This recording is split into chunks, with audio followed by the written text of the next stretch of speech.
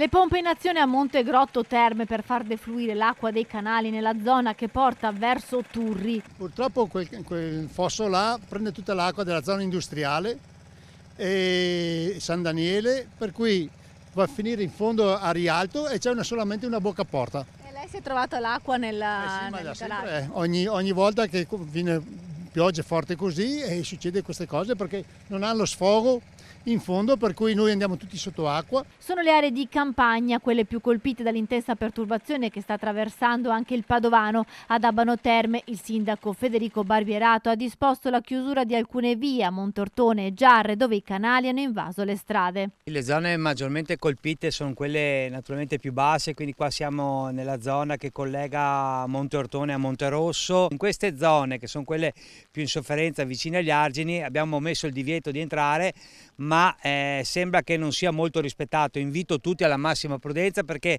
mezz'ora fa abbiamo aiutato a uscire da un ciglio del fosso un'auto che aveva voluto lo stesso accedere alla zona che era stata transenata, quindi massima attenzione. La Protezione Civile Aponense, nella sede dei magazzini, per tutta la giornata ha preparato sacchi di sabbia per i cittadini che volevano proteggere garage scantinati. Le criticità si sono registrate anche nelle aree rurali, nella zona dei Colli Euganei, dove a Rovolone e Teolo molti campi sono andati sott'acqua. Si tratta soprattutto di vigneti e campi che in questo periodo sono in attesa della semina. Le piogge intense ovviamente hanno provocato allagamenti anche nelle zone golenali tra Cervarese Santa Croce, Veggiano Saccolongo, Selvazzano. La Coldiretti è in continuo monitoraggio della situazione e chiede la realizzazione di un piano invasi per contrastare la siccità ed aumentare la raccolta di acqua piovana, garantendo così anche una maggiore sicurezza idraulica. Il Veneto infatti recupera solo il 5% della pioggia rispetto ad una media nazionale dell'11%. A Padova città il Bacchiglione